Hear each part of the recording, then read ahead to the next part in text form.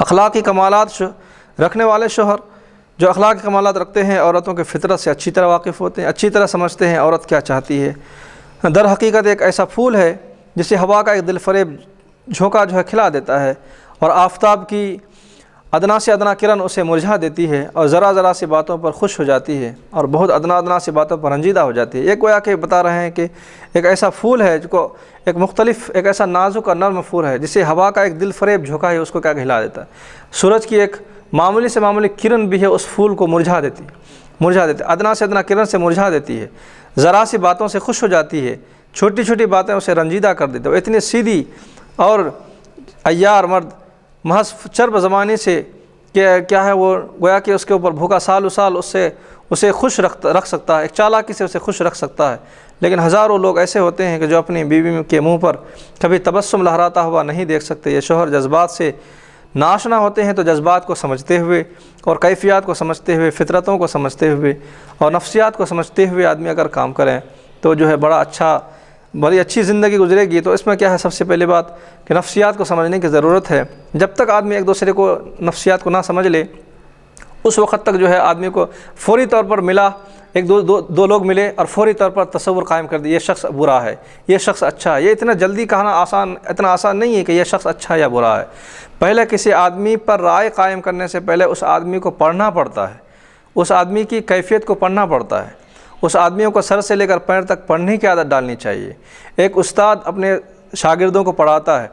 یہ اس وقت تک اپنے شاگرد کو نہیں پڑھا سکتا جب تک کہ اس کا شاگرد اپنے شاگرد کا وہ مطالعہ نہ کر لے، اپنے شاگرد کی اچھائی برائی کو نہ جان لے، اپنے شاگرد کی پسند ناپسند کو نہ جان لے، اپنے شاگرد کی خوشی اور غمی کو نہ جان لے، اپنے شاگرد کی اچھائیوں اور برائیوں کو نہ جان لے، اپنے شاگرد کے تمام اچھائیوں کو، تمام برائیوں کو، اس کے پسندید کو، اس کو ناپسندید کا، تمام چیزوں کو اگر وہ جان لیا استاد، پھر اس کے بعد اپنے وہ شاگرد کو پڑھانے کا حق ادا کر سکتا ہے۔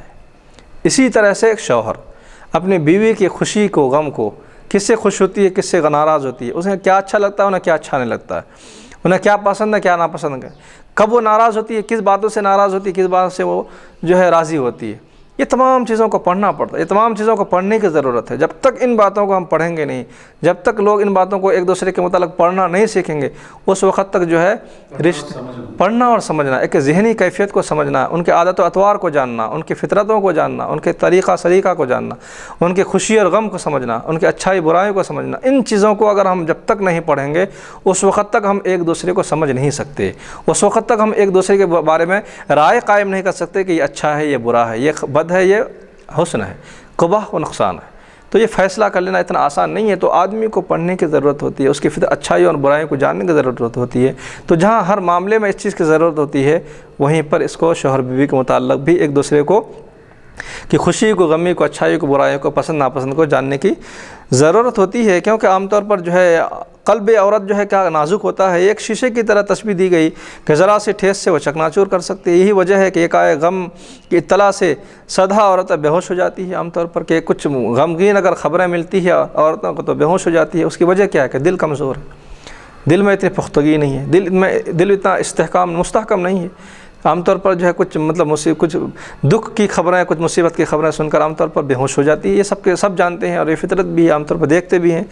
کمزور ہو جاتی ہے۔ اس کی وجہ کیا ہے کہ دل میں پختگی نہیں ہے بنسبت مرد حضرات کے، اور مصیبت میں کسی معمولی خوشی کی خبر سن کر دل و دماغ پر دیوانگی کی کیفیت پیدا کر دیتی ہے۔ کوئی خوشی کی خبر سن کر آپے سے باہر ہو جاتی ہے، بے انتہا خوش و خرم ہو جاتی ہے۔ تو جو ہے مردوں کو چاہیے کہ عورتوں کے نازک قلب کی نزاکت کا ہمیشہ خیال رکھیں، کیونکہ اس قسم کی بے احتیاطیوں سے اکثر موت واقع ہو جاتی ہے۔ تو ایسی جو ہے زندگی کی موت سے بہتر ہے کہ پہلے سمجھ لیں اور ایک دوسرے کو جان لیں، ایک دوسرے کے متعلق جو ہے معلومات حاصل کر لیں اچھی طریقے سے، پھر جا کر کے کیا زندگی کا پہیہ آگے بڑھے گا۔ ورنہ پھر یہی ہے کہ شکوک و شبہات، خواہ بدگمانی اور خواہ زبان درازی اور بہتان تراشی سے یہی ہوگا کہ عورت برداشت کرتے کرتے ایک دن وہ بھی تھک جائے گی، پھر اس کے بعد یہ ہوگا کہ عورت بھی جو ہے برابری پہ اتر آئے گی، پھر جو ہے جھگڑا اور فساد اور جو ہے کیا کہتے ہیں کہ اختلاف و انتشار اور ہاتھ پائی کے علاوہ اور کچھ نہیں رہے گا۔ پھر وہ زندگی جو ہے خوشگوار زندگی جو ہے یہ گویا کہ اس سے